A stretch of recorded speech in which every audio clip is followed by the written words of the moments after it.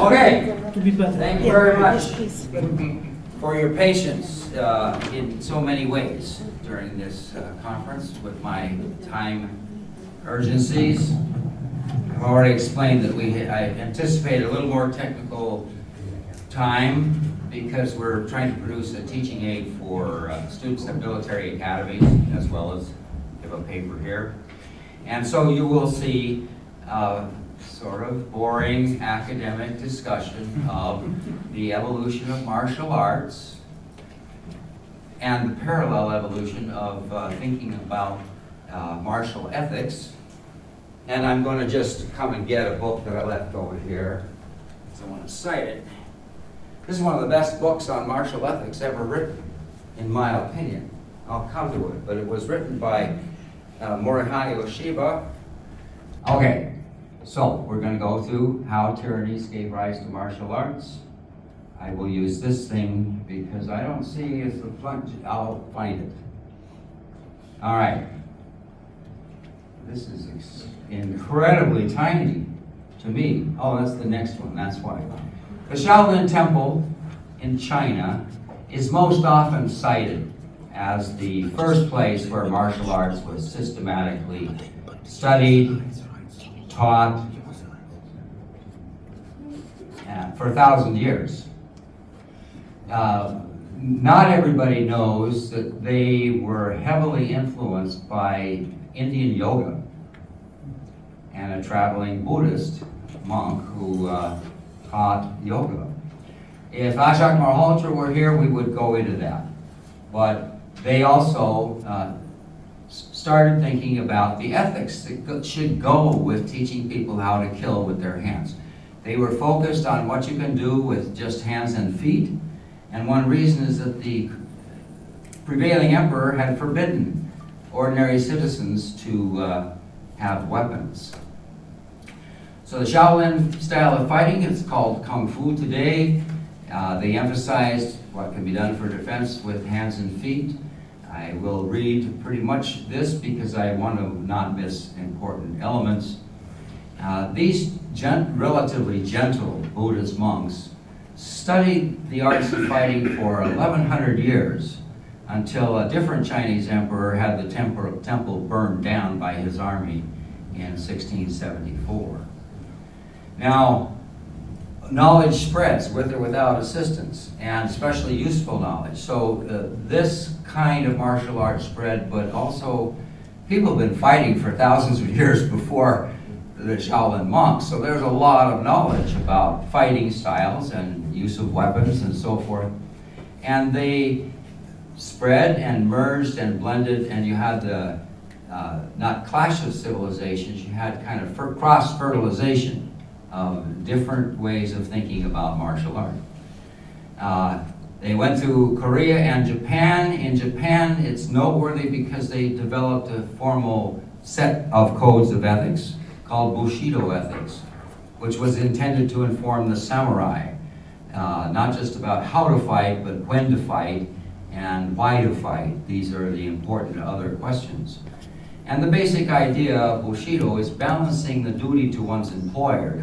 They had a sovereign or a commercial employer with duties to others, like the profession. They were developing a professional code of ethics, and to the people. Less often that, but they also thought about what is my duty to the people, the ordinary people. 3 centuries later, the Okinawan Tei and Chinese Shaolin styles began to mix. The Tei style itself was derived from a former Okinawan king, Shoshin, who banned the carrying of arms in 1477, which also occurred in Japan about a century later. And this again, when citizens were not allowed to have arms and the oppressors became more oppressive, fighting style with just hands and feet increased. All right, today there are hundreds of different recognized schools of martial arts. I'm just going to include the biggest ones with countries where they are dominant. In Korea is Taekwondo, which is taught to their entire army, and most of you have heard. And Hapkido, which is much less well known, but I can tell you it's incredibly effective It's a school of dealing with grabs.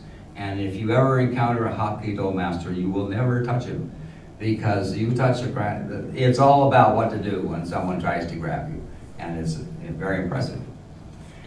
In Japan, we've all heard of judo and karate. Not everybody has heard of Aikido, but it's a very gentle style of martial art. It's very technical and difficult to learn, because you're always trying to use the opponent's force against them. But I call it out because this author of the style and of this book, Morihei Ueshiba, wrote this little book called The Art of Peace. And it is the most eloquent description that I have of martial ethics, ethics for the man who knows how to kill people with his hands, but doesn't want to. In Brazil is known in martial arts for Brazilian Jiu-Jitsu, and the point is that a family called the Gracie family took a Japanese school from the Japanese Jiu-Jitsu master Mitsuyo Maeda and converted it into something that they were very good wrestlers, very strong. And they won several international championships in a row, beating all the masters of Taekwondo and Judo and etc. by using grappling techniques. And I will tell you from the Marine Corps Special Forces, if you're actually in hand-to-hand combat, hand-to-hand, the odds are that you will be on the ground within a few seconds. Somebody's going to be on the ground.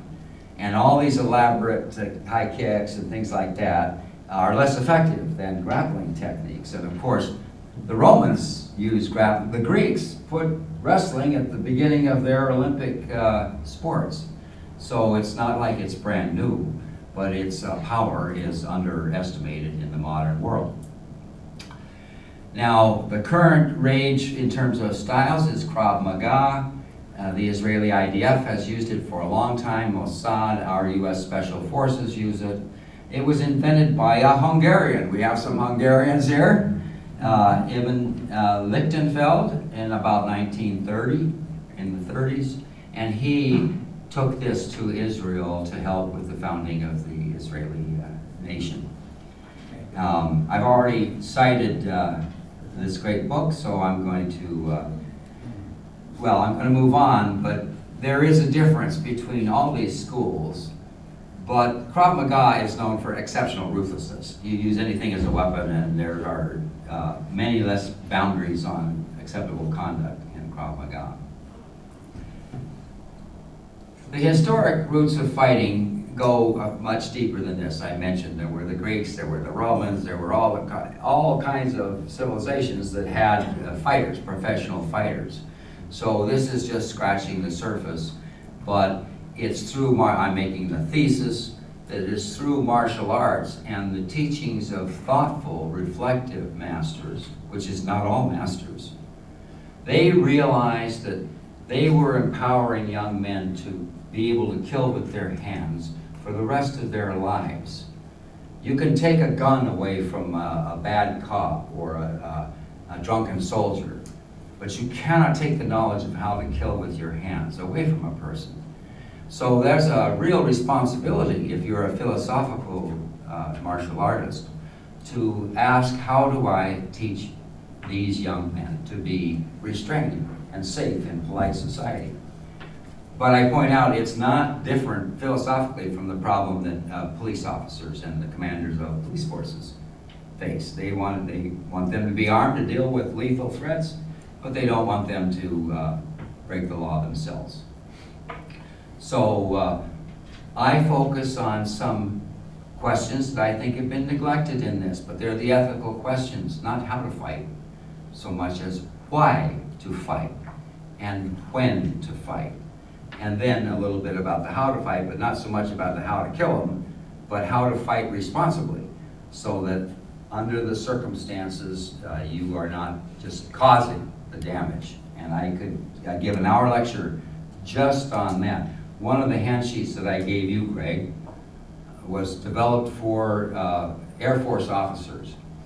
And I'm just going to jump quickly to this. At the end of those Hapkido techniques, there's finish. And what that means, if it's a lethal threat, you're going to kill or disable them.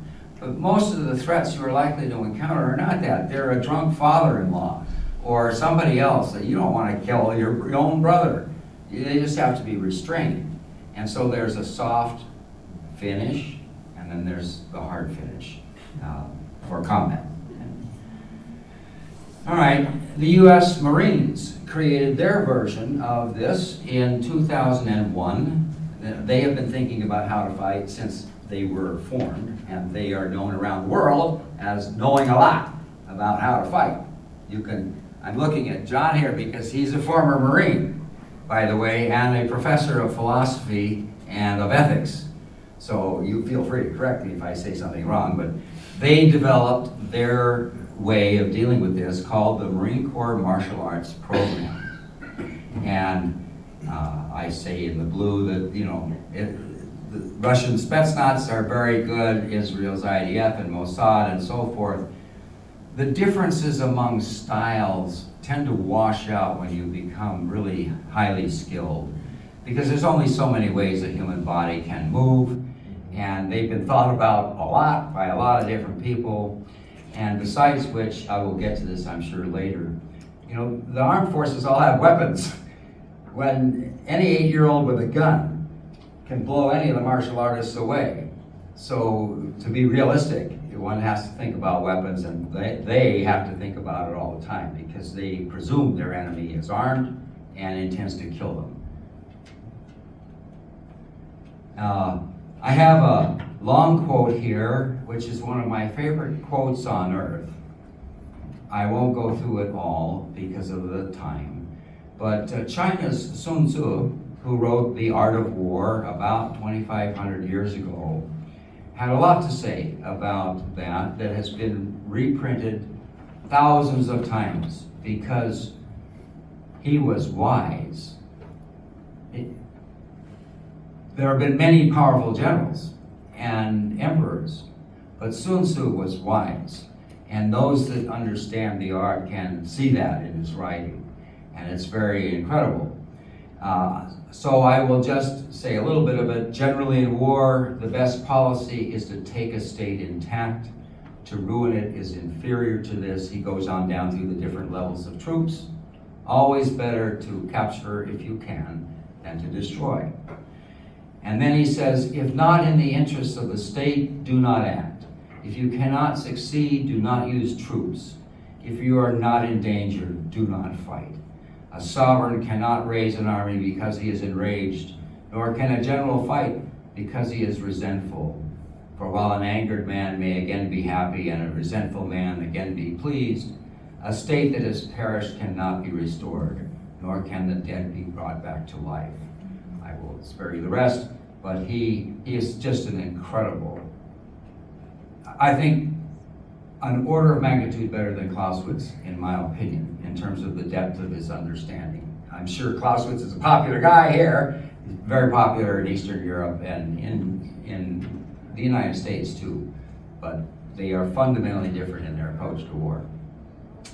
Now, I'm going to say a few words about Dao Do, but not very many, because I have to get to fundamentals of combat that apply in every circumstance. I remind people not to forget, little guys with guns can blow us all away. And I won't read the whole rest of it, but here are 7 fundamentals of combat that I have taught in different places that I think apply at every level. And they are strength, speed, precision, technique, strategy, fighting spirit, and teamwork. And I'm going to illustrate why these things are all important in just a moment. This is a repetition of those ideas, a reminder that guns matter in actual fighting. Let's not be, carried away with how tough we are. And I'm going to just use one of these boards to, all right, is my volume okay? Because I need to use my hands, all right. Some schools use boards for training a lot, and I'm going to show how a single board can teach all of these fundamentals and restraint at the same time. So when I try to break them, well, first off, what's the board? It's a standard Home Depot 1x10 cut into squares. So it's 25 centimeters by 25 centimeters by 1.6 centimeters of pine. And it's not the hardest wood there is, but it's not balsa wood, and it's not easy to break. All right? And when I try to break, I'll try to break 10 boards with 8 different techniques with my hands. And I want to be modest for a moment and tell you guys again, I think the odds of me being able literally, seriously, to break all 10 boards on the first try are less than 10%, because it's not easy. And I'll go back into that after I illustrate what happens. All right, the first blows will be straight fists, and there's a little red dot just on those first 2 boards. They're going to hold them. I have analyzed each board to find the weakest spot on it, because that's the only way the boards will break and my hands will not, we hope. So I need to hit it right on this dot. Well, obviously there has to be a certain minimum amount of strength for the board to break. And there has to be a certain minimum speed, because you could be as strong as an elephant, but if you don't come fast, it'll just push the holders away. All right? There has to be precision. When I hit this board, all of that force comes down on the tip of one knuckle with the shape of my hand. This varies with the hand. Well, that puts a lot of stress on the metacarpal behind the knuckle, and so I have to be precise. If I hit it right on its weakest point, it's probably going to break. If I'm a centimeter off, I've got a pretty good chance it'll break. If I'm 2 centimeters off, that probably won't break. And when the board does not break, much of the force that would have been absorbed by the breaking board bounces back into your hand. And let me tell you, it hurts way more, way more. It will always hurt. One thing this teaches you is fighting always hurts, even if you win. But it hurts a lot more if you fail. And the board really reinforces that, and the use of good technique. I'm going to spare you because there are at least 6 different elements of technique in every move. But there are things to make my hand in a strong position when it hits, and to get the most force I can out of my fat old body. And that's important. So it starts right down in the feet and things, but we don't have time for that. Technique is all that technique. Fighting spirit means I have to tell my body to do something that is totally unnatural. It's natural. It knows it's going to hurt. It knows I might even break my hand, believe me. So it wants to flinch and pull back at the point of impact rather than hitting as hard as I can. That is a terrible mistake, because then the board probably won't break and the pain will be greater. Teamwork. I couldn't break a single board without help from John Bertaux, I mentioned, former Marine, emeritus philosopher, Bart DeWitt from Amsterdam, a martial arts expert, and a former student of mine, by the way, so he can take it out on me. He's 3 times stronger than I am upstairs. And I need holders that are strong like oxen upstairs and know the proper techniques to minimize the chances that their bones or my bones will be injured. All righty. Why don't you guys get yourselves ready in whatever manner you want. You know how you're going to do it. And I will just get these things out of the way. You deserve goggles. Reach in there, somewhere in there. There's a goggle. Splinters can fly, and I don't want them going into the eyes of my helpers. I don't want it going into my eye either. All right, now, BB, if you want any adjustments, come just a little closer. I'm going to be centered on this. All right, and this first part will take longer than the other ones. Yeah, because I'm going to make sure that these are in the right position. Because if it tips, if it rotates, all these things make a big difference. So I need to line up and get myself all psyched up. I should have warmed up, but we're running out of time. Okie dokie. Are you ready? And you know how I will prompt them to know when they can't get stiff. Don't have your arms bent. Locked elbows. All right.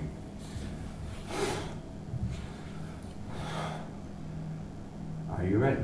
Mm-hmm.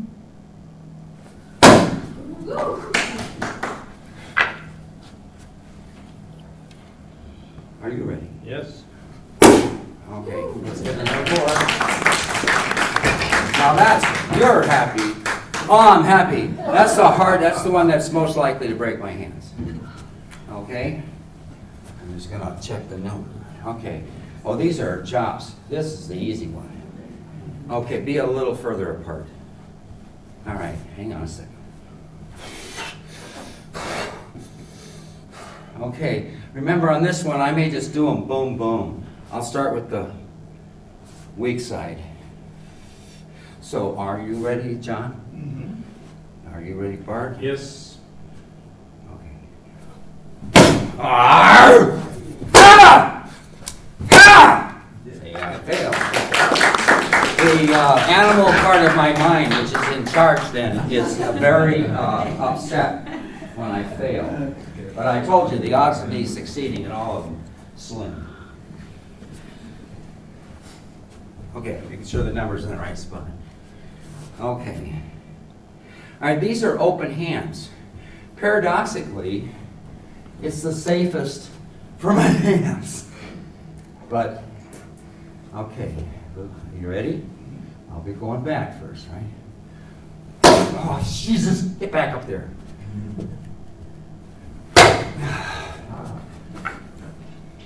Are you ready? Yes. That's what happens when you get old. Okay. Now, these are dreaded double boards, elbow strikes. And dreaded why? Because the last time I broke any boards was 4 years ago. I used to do, thank you. I used to do demonstrations for sports teams at one of my universities. So I did one for the women's basketball team, and I failed on this one. And this will take again a little longer for me to get it going. A little lower if you can. If you get your back foot further back, so okay. It's leaning this way. I got you. He has a tendency to do that. But in this case, it won't matter too much. What matters more is that I hit it. What I lost before, I didn't hit it precisely enough. Again. Okay.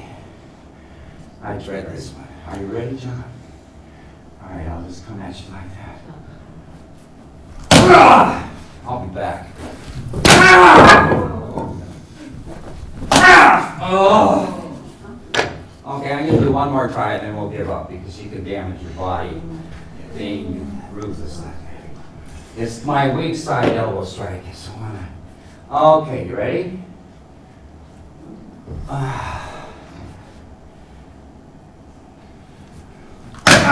Well, I couldn't get that one. I drove him back to the podium. I'm going to stop with that. Thank you both. You can stay or not, whatever. Still, statistically, it's wonderful. No, I'm disappointed, but it's just for training. Don't be where you take. Yeah. Well, I have, I think, 6 or 7 minutes. Oh, wait a minute. I want to do one more. You have 10.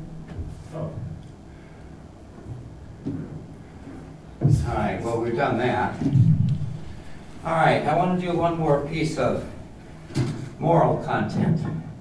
The question is, how does Daldo try to teach restraint and morals around this? Well, one of the ways is to force students to memorize 12 lessons. And I'm not going to go through all 12 of them, but I'm going to go through, I keep looking at Bart because he's a Kohai, and he hadn't even memorized all 12 of them 20 years ago. I'll do the shortest ones. And they're all in the form of a question and an answer. 1, what must a warrior always remember? Violence is the last resort of the incompetent. We believe that the best solution is the one that, like Sun Tzu, where you don't destroy an opponent or fight. we solve the problem in a more humane and educated way. 2, what is being a warrior? To be a warrior is not to be a thing. Being a warrior is a state of existence, and I could go on for an hour after this, but you can lose that status in the blink of an eye. If I were to get drunk in a bar and get in a fight, it would be over. If I were to strike a woman for any reason less than she's about to murder someone, I've completely left the domain that being a warrior implies. What is the essential difference between being a warrior, and a fighter? Fighters love to fight, and there's a lot more of them. A warrior avoids fighting except under the most extreme, compelling circumstances. To a warrior, the use of violence is disgraceful. It is the third lowest form of failure to us. And finally, for some reason, this is my favorite one. Why must a warrior make his peace with death? All men live, all men die. It is in the manner of living and of dying that one finds relevance. That came from Japan, by the way. A warrior must make his peace with death early, so that fear of death can never compromise his service to the Tao, which is our philosophy. Good luck to Ukraine. Glory to the Polish people.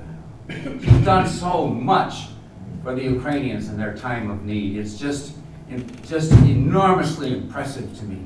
So I very much appreciate being able to talk to you here. I have a few minutes. Seven. Not 7. 7. So you mentioned the third lowest form of failure. Right. Fighting. What would be the Second and first? Yes. Right. The second lowest form of failure is cowardice in the face of violence that is threatening innocence. So we feel a moral obligation to engage, to intervene, if somebody's beating up a lady on the street or any other thing like that, within the realistic determination of what can be done. If he's got a machine gun, you would use a different approach. But we feel an obligation. So cowardice in the face of violence is number 2. The worst of all is to hurt innocence seriously, unless it's absolutely necessary. All professional soldiers and even professional police, but especially the soldiers, know there are some circumstances in war where you just can't avoid injuring or killing some innocents in a battlefield.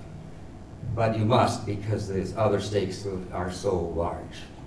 So we accept that, but that the worst form of failure for us is to harm innocents.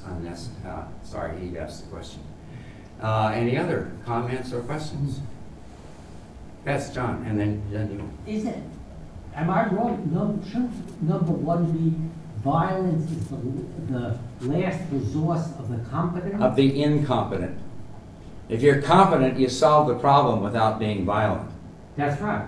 Yeah. Violence Brain. is the last Resort of incompetent people. When did you do this last But time? take it up with my teachers. The short answer is I started. I memorized it too, and I'm not of a mind to bring an academic editor's nuances to that discussion. Yeah, but- well, there's nothing wrong with academic editors. No, they're my friends, but sometimes they have different ideas. There's no gender neutral language. It's all says men, him, her. I'm not going to go edit it because somebody now. And editors frequently put us in the face of violence, so. Yes, I sir. just have a side comment because mentioned Krav Maga. Yes. I had the pleasure meeting Even. in Israel, Uh-huh. the military, and it was about my size, Yeah. the very most unassuming person you can find. Well, He was- masters often are. He Yeah. was amazing. He was from Slovakia, but Hungarian. Okay. And I started to talk with him. I was a boxer Okay. at the time in national team. And he says, you have to come on, practice with me. I said, I have enough what to do in the military. But it was amazing how quiet, unassuming person he was. Well, I'm glad to hear that. And I will only add, because I don't know him at all, Morihei Yeshiva, the same thing. In my experience, most of the masters are little men, tiny men. Because they have grown up, they have no illusions that they're going to just beat up the attacker. They have to maximize what their body can do and their skill. And Jojo's a boxer. yeah, I heard. Yes, Big, a big boxer. My brain is still there. Okay. That's good. I appreciate that. Bonnie, and then you, and then I'm done. Bonnie. It is this philosophy that led me to believe that China is not going to be aggressive towards Taiwan, like start a war, because the war is the last resort for China. Just as violence is the last resort, but at the same time, if provoked, it will stand up to violence. Well, we have a difference of opinion and nuance there. Many Chinese have that point of view. The official position of the Communist Chinese Party is not that. And they have been rather aggressively threatening Taiwan. So I disagree with your assessment on that. But you are right that in their philosophical tradition and in general in their foreign policy, they have been slower. They didn't go on conquering rampages. But all of their neighbors are afraid of them now and are resenting territorial acquisitions in the recent period. I would actually invite, where was our earlier speaker from Ukraine, the linguist? She's right over there. Yes, to analyze, the rhetoric of different countries, besides Russia, the U.S. rhetoric, the Chinese rhetoric, the Ukraine rhetoric, the kind of discourse, just to get a balance of discourses. Okay, I learned long ago not to get in between people and their lunch. And lunch is now served. One last question. How long did you train to perform speech, and when did you do this last time? Well, the short answer is I started to train when I was 16 when I went to college. I entered college at 16. And I had family reasons to be extremely interested in martial art. And so my first teacher was a Kung Fu master named Von Gibson. I got a black belt under Bill Fry years later in Taekwondo at the University of Minnesota. And then I was tapped on the shoulder because you don't go to a place and join the Dao Do Club. You have to have a black belt to start with, and they sort of look you over very carefully before they invite you to learn more with them. So, and when my black belt for them, I had to break 29 boards in a series of tests over a couple of hours. But that's long ago, and I'm fat, old, and slow, and these bones, they get weaker every year. I don't want to go too, but it's reckless to be doing that sort of thing because they don't give you any warning. Muscles, you can tell if you're at the limit, but with bones, they just get a little weaker every year, and eventually what you could do before, it breaks now. Thank you very much. Be safe.